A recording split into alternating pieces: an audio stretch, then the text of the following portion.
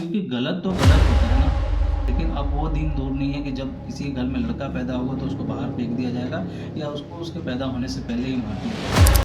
आज मैं आपको एक कहानी सुनाना चाहता हूँ। बहुत छोटी सी कहानी है लेकिन बहुत बड़ी सीख दे के जाएगी आपको। एक घर में एक लड़का पैदा होता है। वो उसके घर वाले बहुत खुश होते हैं, माँ बाप बहुत खुश होते हैं, आसपास के लोग भी बहुत खुश होते हैं। लड़के के जन्म होने के बाद जब लड़का बड़ा होता है तो उसको पढ़ने के लिए भेजा जाता है। वो लड़का बहुत मेहनत से मन लगाकर पढ़ाई करता है, सारे एग्ज़ाम्स पास करता है, टॉप करता है और उसके बाद जाकर उसको एक अच्छी सी नौकरी मिलती है। घर वाले सोचते हैं लड़का बड़ा हो गया, जिम्मेदार हो गया, अब इसकी शादी करा दी जाए। लड़के की बहुत धूमधाम से शादी करा दी जाती है। जिस लड़की से शादी होती है वो लड़की भी अच्छा खासे जॉब में पैसे अर्न करती है। दोनों से एक बच्चा होता है। लड़के लड़की दोनों काफ़ी टाइम बिताते हैं साथ में। उसके बाद लड़की का मन अब लड़के पे नहीं लगता तो वो लड़की उसको छोड़ना चाहती है, लेकिन वो डायरेक्टली अगर छोड़ती है तो उसको कुछ नहीं मिलना।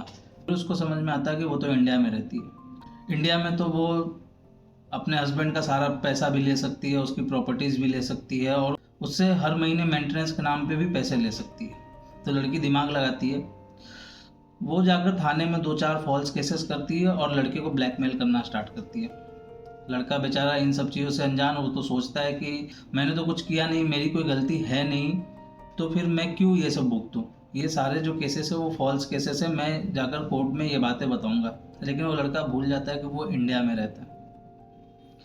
काफ़ी टाइम तक केस चलता है। जब जज की बातें होती है तो जज साहब से लड़का बोलता है कि मैडम ये जो सारी चीज़ें हो रही हैं ये गलत है।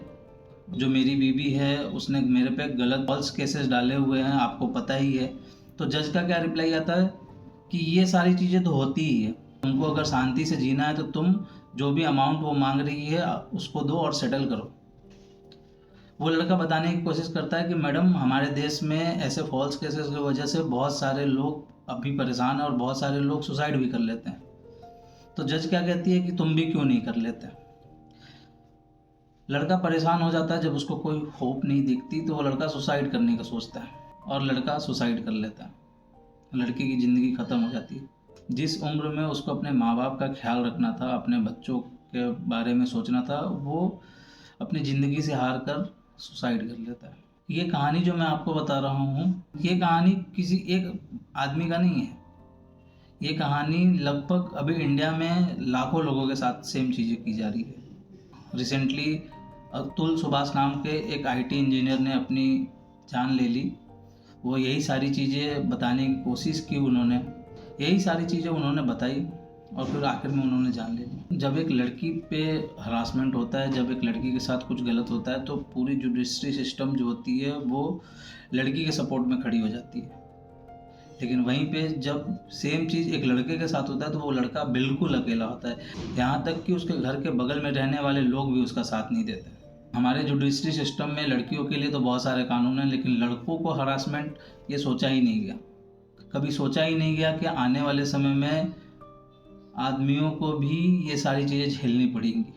सिर्फ महिलाओं के लिए रूल्स, महिलाओं के लिए सारे कानून बना दिए गए और एक आदमी के साथ जब ये सब चीज़ें होती हैं तो वो बेचारा बिल्कुल अकेला खड़ा रहता है। किसकी गलती है? हमारे देश में वीमेन एम्पावरमेंट, महिला सशक्तिकरण जिसको बोलते हैं, उस पर बहुत ज़्यादा जोर दिया जाता है, लेकिन जो मेन जेनोसाइड हो रहा है उसके बारे में कोई भी ध्यान नहीं देता। रियल में यह एक तरह का जेनोसाइड ही है। पहले के टाइम में आपने सुना होगा कि जब एक लड़की किसी के घर में जन्म होती थी तो या तो वो फेंक देते थे या उसको जन्म लेने से पहले उसको मार देते थे।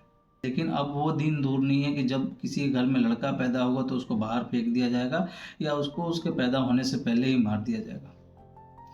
कौन माँ बाप चाहेंगे कि वो अपने बच्चों को इतनी मेहनत से इतना बड़ा करे और वो लड़का ऐसे जेनोसाइड्स का शिकार हो। क्या फ़र्क पड़ जाएगा इन सब चीज़ों से? कुछ फ़र्क नहीं पड़ेगा। कुछ दिन तक ये बातें होंगी, फिर हमारी सरकार अपने वोट बैंक के लिए कोई सुधार नहीं करेगी, क्योंकि अगर उन्होंने कोई सुधार करा तो महिलाएं नाराज़ हो जाएंगी। अरे कोई भी सही महिला या कोई भी सही लड़की क्यों नाराज़ होगी? प्रॉब्लम तो सिर्फ गलत लोगों से ही है। हो सकता है आप ये भी कहो कि एक दो लोगों की वजह से हम रूल्स नहीं बना सकते, एक दो लोगों की वजह से सारे लोगों को नहीं बदनाम कर सकते। तो नहीं ही कर सकते हम बदनाम सारे लोगों को। लेकिन अगर हमारे समाज में 100 लोग रह रहे हैं, उसमें से एक चोर है, तो उसके लिए अगर रूल है, तो हमारे समाज में अगर 100 महिलाएं सही हैं, एक गलत है, तो उसके लिए भी रूल होने चाहिए, क्योंकि गलत तो गलत होता है ना। आपकी क्या राय है इस पर, आप कमेंट कर जरूर बताएं। जय हिंद, जय भारत।